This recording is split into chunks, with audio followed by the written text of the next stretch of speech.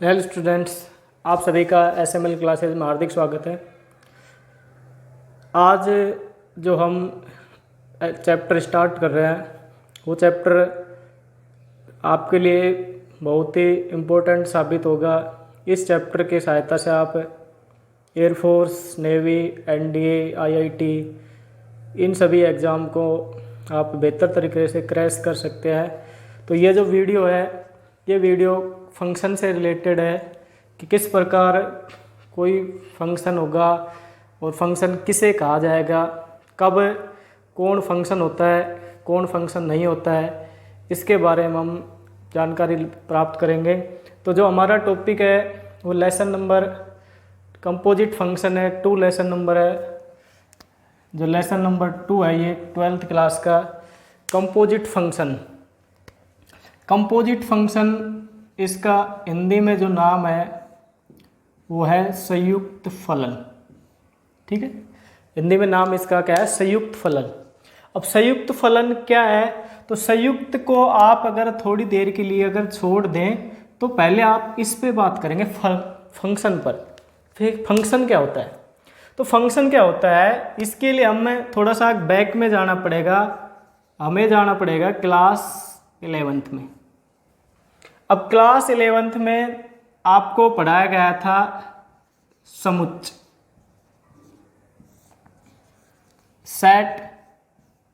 Set पढ़ाया गया था। अब सेट होता क्या है? तो सेट की जो डेफिनेशन है वो क्या है? डेफिनेशन इसकी होती है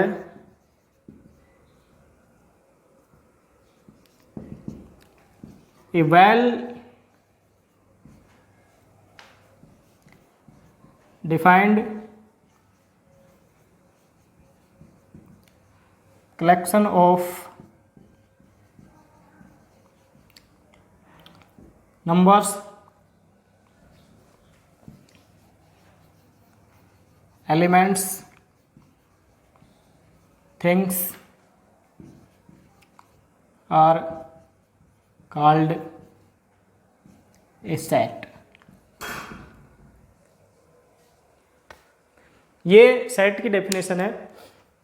a well defined collection of numbers, elements, things are called set. Well defined का मतलब क्या है? सुपरिभाषित। इसको अगर हिंदी में बात करें तो सुपरिभाषित। सुपरिभाषित का मतलब हो गया कि उसकी परिभाषा एकदम स्पष्ट होनी चाहिए, उसमें किसी प्रकार का कोई, ये कह सकते हैं कि डेफिनेशन में कोई ऐसा तुक नहीं होना चाहिए कि वो डेफिनेशन थोड़ी गलत लगे या उस डेफिनेशन की परिभाषा पूरी नहीं हो रही हो। तो हमारी जो डेफिनेशन है, किसकी डेफिनेशन? कलेक्शन की। किसकी डेफिनेशन? कलेक्शन का मतलब संग्रह। कलेक्शन की जो डेफिनेशन है वो सुपरिभाषित होनी चाहिए। और वो कलेक्शन कैसा होना चाहिए या किसका कलेक्शन होना चाहिए? वो कलेक्शन एलिमेंट्स का भी हो सकता है, वो कलेक्शन थिंग्स का भी हो सकता है, वो कलेक्शन नंबर का भी हो सकता है। और ये कैसा होना चाहिए? एकदम सुपरिभाषित संग्रह होना चाहिए। अगर ऐसा है तो इस प्रकार के कलेक्शन को हम क्या नाम देते हैं? सेट नाम देते हैं। ये 11th क्लास में आपने पढ़ा है। और सेट के एलिमेंटों को स्मॉल लेटर के द्वारा डिनोट करते हैं और सेट को कैपिटल लेटर के द्वारा डिनोट किया जाता है। सेट को कैपिटल लेटर के द्वारा डिनोट करते हैं। ये आपको पहले से बताया गया है। अब सेट से ही जो डेफिनेशन बनती है वो किसकी बनती है? फंक्शन की बनती है, फलन की डेफिनेशन बनती है। अब वो क्या होगी?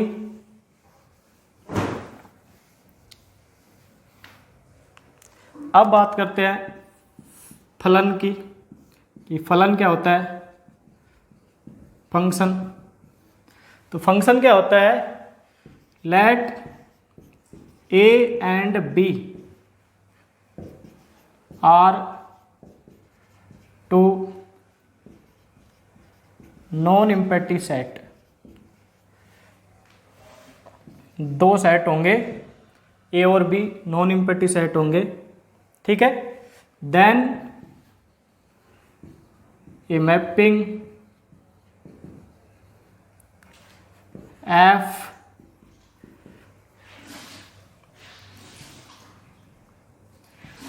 is called function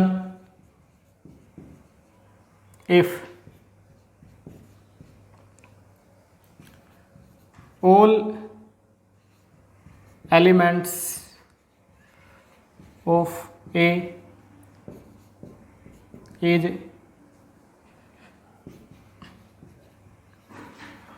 connected with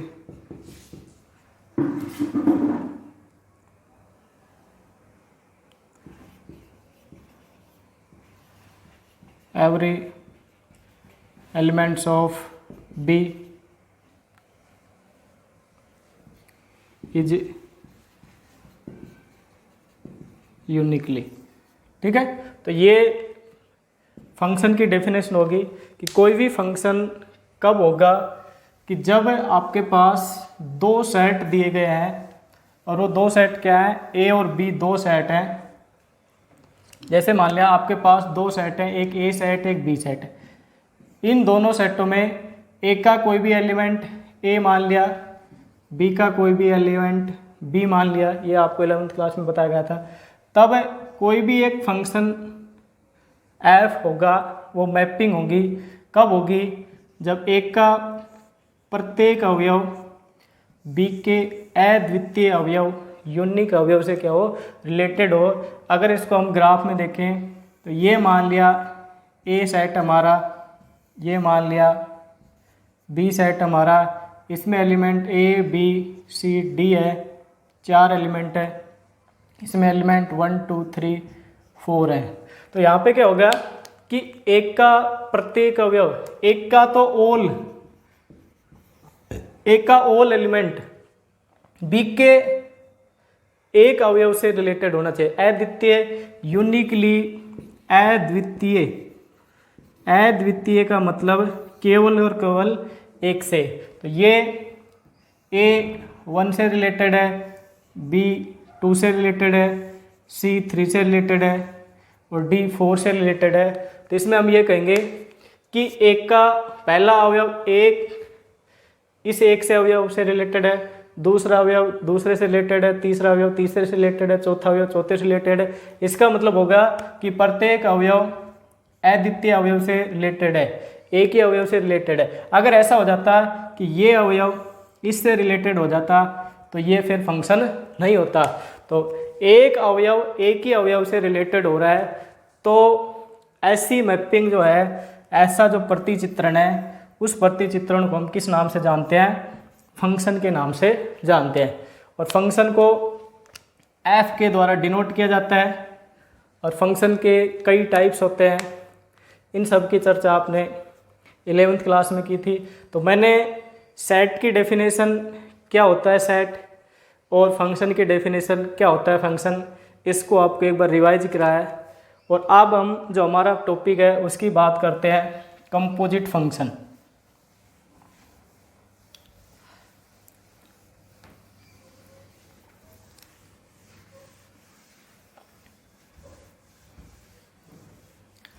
composite function होता क्या है? फंक्शन ही होता है। कंपोजिट फंक्शन की जो डेफिनेशन है वो क्या होता है? कंपोजिट फंक्शन एक फंक्शन ही होता है, लेकिन इसमें क्या होता है, 3 सेट होते हैं। Let A B C R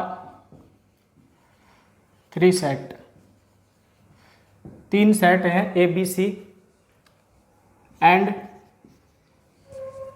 F and G are 2 function. F और जी 2 फंक्शन है। तो एफ क्या है? एफ जो फंक्शन है वो ए से बी में डिफाइन ले लेता हूँ, जी जो फंक्शन है वो बी से सी में डिफाइन ले लेते हैं। ठीक है, एक फंक्शन एफ है, एक फंक्शन जी है। तो अब इनका कंपोजिट फंक्शन, देन जी ओ एफ गोफ, जी ऑफ एफ एक्स, इसकी जो डेफिनेशन है वो क्या होगी? जी कांस्टेंट रखेंगे, और एफ एक्स ये। इसका मतलब हो गया कि जी ओ एफ की जो डेफिनेशन है वो क्या होगी, पहले एफ एक्स की फंक्शन की वैल्यूज निकाली जाएंगी और जो एफ एक्स के फंक्शन की वैल्यूज आएंगी वो किस में आएंगी, फिर जी में लिखा ली जाएंगे। ठीक है। अब अगर इसकी ग्राफिकल अगर इसको देखा जाए तो ग्राफिकल में अगर हम देखें इसको कि आपके पास 3 सेट हैं, एक ए सेट है, एक बी सेट है, एक सी सेट है। इसको ए नाम दिया, इसको बी दिया, इसको सी दिया। ठीक है। अब यहां से यहां पे जाएंगे तो ये क्या हो गया, एफ हो गया ए से बी में, और यहां से यहां पे जाएंगे तो क्या हो जाएगा, जी हो गया, ये जी हो गया। अब इसका अगर एक एलिमेंट एक्स लें तो ये क्या बन जाएगा, एफ एक्स। ठीक है। यहां से यहां पे ये डिफाइन है। अगर यहां से डायरेक्ट हम यहां पे जाएं तो फिर वो क्या डिफाइन हो जाएगा, पहले क्या था, एक्स एलिमेंट लिया एक का वो एफ एक्स बनाया, एक्स एलिमेंट लिया एक का वो एफ एक्स बनाया। अब एफ एक्स को ही एक्स ले लेते हैं, किस में जाते हैं, जी में जाते हैं, तो क्या बनाएगा, जी ओ एफ बनाएगा। तो ये जो एलिमेंट आएगा इसके भीतर जो एलिमेंट आएंगे वो किसके एलिमेंट आएंगे, जी ओ एफ के एलिमेंट आएंगे। तो ये जो तीर का साइन है ये किस फंक्शन को डिफाइन करेगा, जी ओ एफ फंक्शन को डिफाइन करेगा। ठीक है। तो पहले क्या कहेंगे, यहाँ पे ये एलिमेंट ए, ये एलिमेंट बी और ये सी एलिमेंट का। ठीक है। एक्स को एफ पे ले जाएंगे, एफ एक्स बनेगा, फिर एफ एक्स को एलिमेंट मानेंगे तो जी ऑफ एफ एक्स बनेगा। तो इस प्रकार ये गोफ की डेफिनेशन होगी। अब यहाँ पे गोफ की जो डेफिनेशन है कि किस प्रकार दी जाएगी कि ए बी और सी 3 सेट हैं और उनमें 2 फंक्शन हैं, एक ए से बी में है और एक बी से सी में है। तो जी ओ एफ जो फंक्शन है यानी कि कंपोजिट फंक्शन है वो जी ऑफ बड़ा कोष्टक एफ एक्स और उसके बाद बड़ा कोष्टक बंद और फिर जी के लिए फंक्शन निकलेगा। और यहाँ पे जो एक्स है वो किसका एलिमेंट होना चाहिए, for all x belongs to A होना चाहिए। तो ये जी ओ एफ की परिभाषा है, गोफ की परिभाषा है कि किस प्रकार से कोई भी फंक्शन गोफ बनेगा या कंपोजिट फंक्शन बनेगा। और इस जी ओ एफ को हम जी ओ एफ एक्स को क्या कहते हैं, कंपोजिट फंक्शन कहते हैं। क्या कहते हैं इसको, जी ओ एफ को हम कंपोजिट फंक्शन कहते हैं। ठीक है।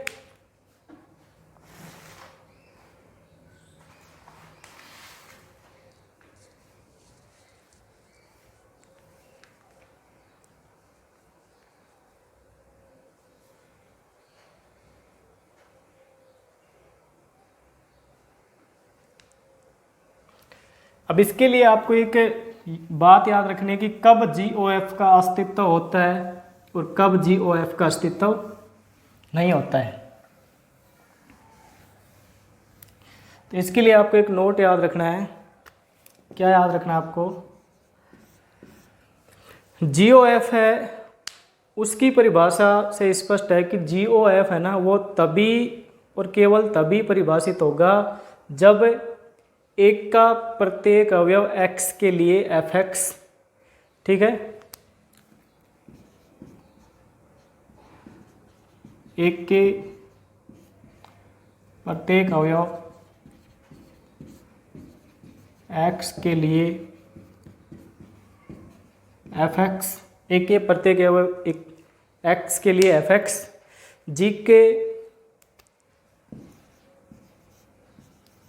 जी के प्रांत का अवयव हो।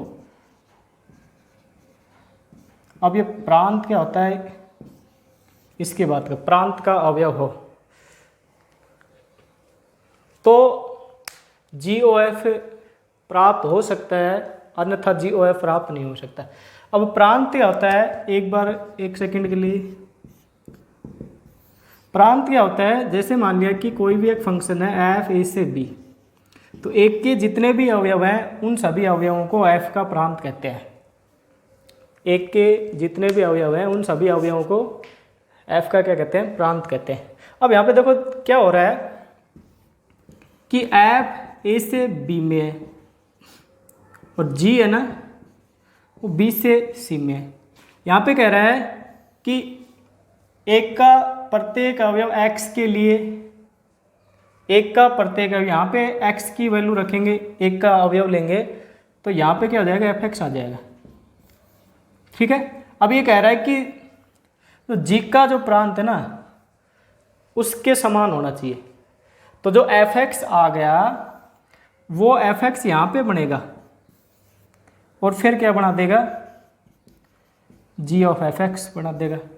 इसका मतलब हो गया कि यहाँ पे जो b है ना, ये जो b है इसमें जो एलिमेंट हैं वो कैसे होने चाहिए, समान होने चाहिए। या कैसे कह सकते हैं कि एक के प्रत्येक अवयव के लिए x के लिए fx g के प्रांत के अवयव हो। यानी कि x का जब मान रखा जाएगा तो fx जो प्राप्त होगा वो fx जो प्राप्त होगा वो b का अवयव होना चाहिए। क्या होना चाहिए, b का अवयव होना चाहिए। अगर ऐसा है तो GOF का अस्तित्व है, अगर ऐसा नहीं है तो GOF का अस्तित्व नहीं होगा। ठीक है। तो ये संयुक्त फलन कंपोजिट फंक्शन की डेफिनेशन थी।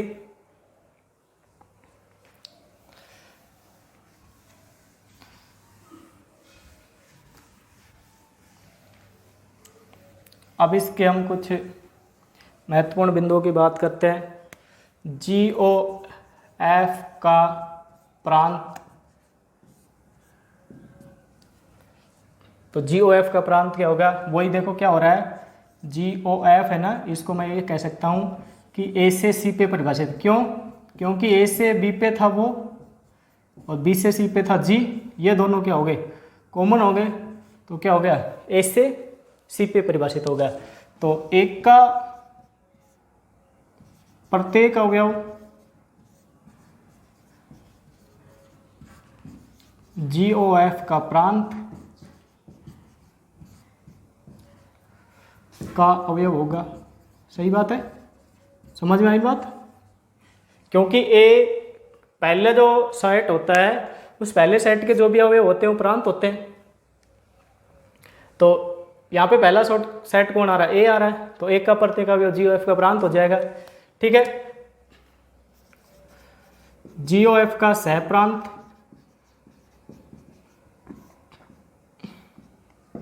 अब GOF का सहप्रांत को क्या होगा, C का प्रत्येक अवयव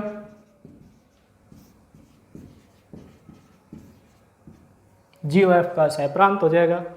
अब GOF का परिसर क्या होगा, परिसर का मतलब रेंज। ठीक है। इसको हम डोमेन, इसको कोडोमेन।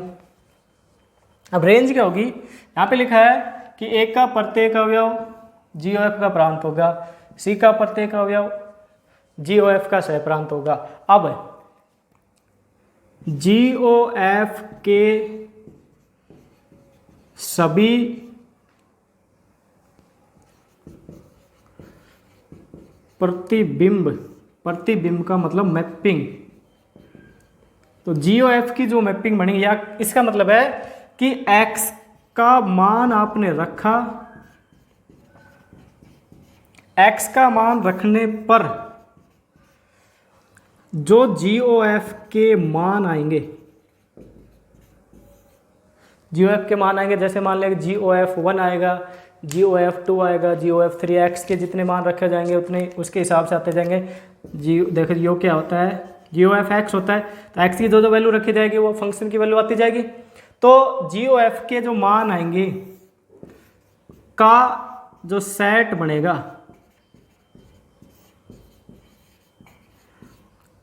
क्या हो जाएगा, GOF का परिसर हो जाएगा, का जो सेट बनेगा। यानी कि x की वैल्यूज रखने पर जो GOF की वैल्यूज आएंगी उन सभी वैल्यूज का जो सेट बनाया जाएगा, तो वो सेट GOF का क्या कहलाएगा, रेंज कहलाएगा, GOF का क्या कहलाएगा, परिसर कहलाएगा। ठीक है,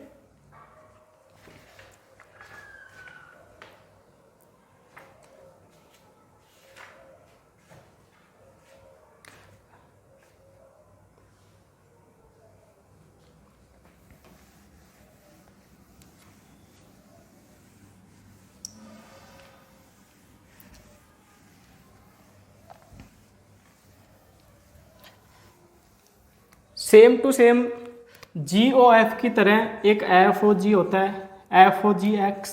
तो FOGX में पहले किसका लिया जाएगा, GX को लिया जाएगा, यानी कि पहले X से लिया जाएगा और उसके बाद फिर GX बनाया जाएगा, GX से फिर FX बनाएगा, ये GOF रहेगा। सेम टू सेम उसी प्रकार है। क्वेश्चनों को हम चर्चा करते हैं। Question number exercise 1.1, question number first की हम बात कर रहे हैं। यहाँ पे दे रखा है f है फंक्शन, वो r से r में डिफाइन है। r मीन्स यहाँ पे है रियल नंबर, ठीक है, वास्तविक संख्या।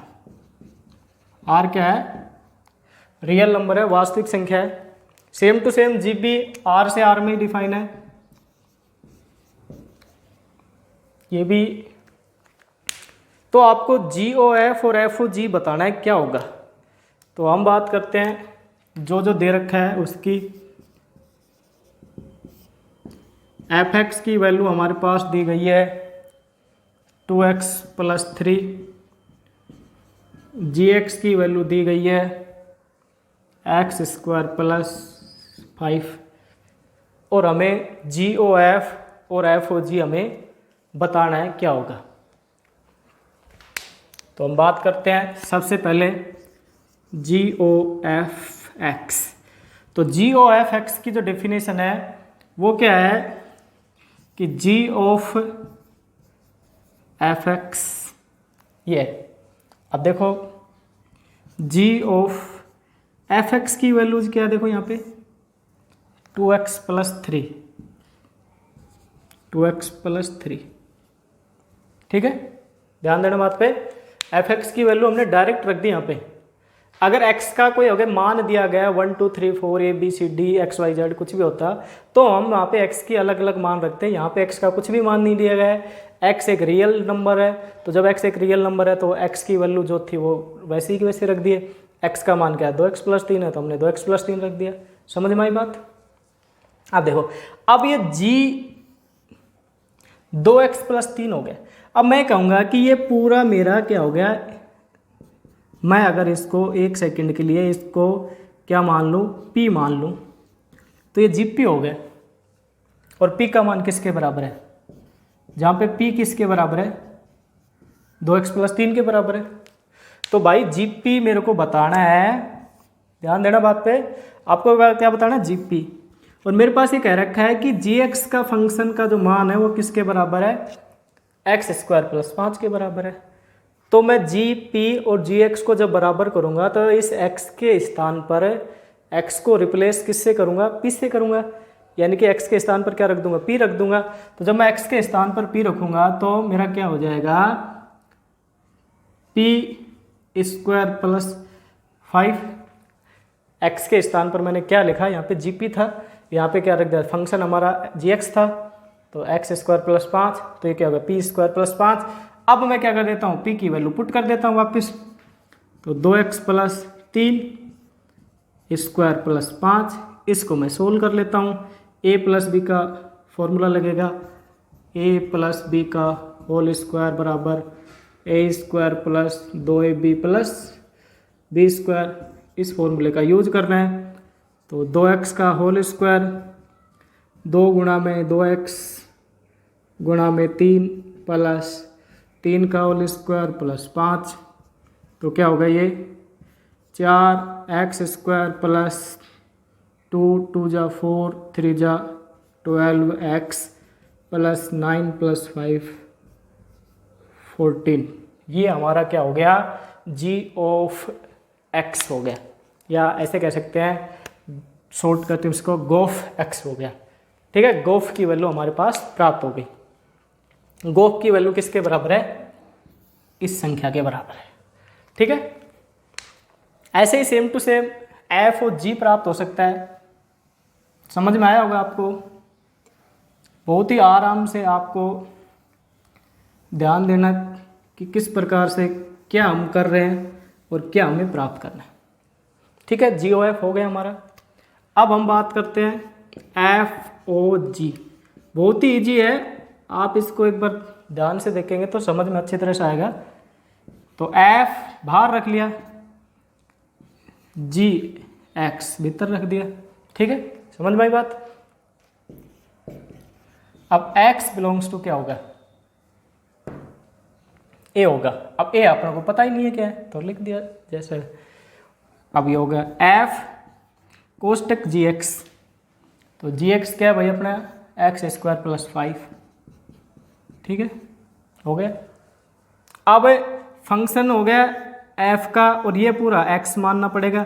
तो जैसा मैंने माना था अभी दोबारा से उसको मान लेता हूँ f, इसको भी p मान लेता हूँ और यहाँ पे p क्या हो गया?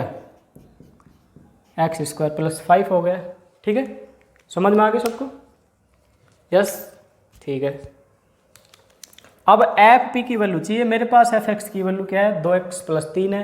तो एफ पी की क्या हो जाएगी? 2p प्लस 3 हो जाएगी। ठीक है, हो गया। अब p का जो मान हमने माना था वही वापस रख देंगे। तो p का क्या मान बना था? 2x square plus 5 plus 3। तो ये हो गया 2x स्क्वायर, 5 दूनी 10 प्लस 3, 2x स्क्वायर प्लस 13। ये किसकी वैल्यू हो गई? एफ ओ जी की वैल्यू हो गई। ठीक है, तो इस प्रकार से हमने जी ओ एफ कंपोजिट फंक्शन की डेफिनेशन, कंपोजिट फंक्शन का प्रांत, परिसर और सहप्रांत और एक्सरसाइज 1.1 के क्वेश्चन नंबर 1 की हमने चर्चा की। नेक्स्ट वीडियो हम GOF की प्रॉपर्टीज की चर्चा करेंगे। संयुक्त फलन की क्या क्या प्रॉपर्टी होती है उनकी चर्चा करेंगे। धन्यवाद। आप सब इन सभी वीडियो को अपने दोस्तों तक शेयर करें ताकि उनको फ़ायदा हो सके, वो घर बैठे अपनी तैयारी या अपनी पढ़ाई को सुचारू रूप से कर सकें। धन्यवाद। जय हिंद, जय भारत।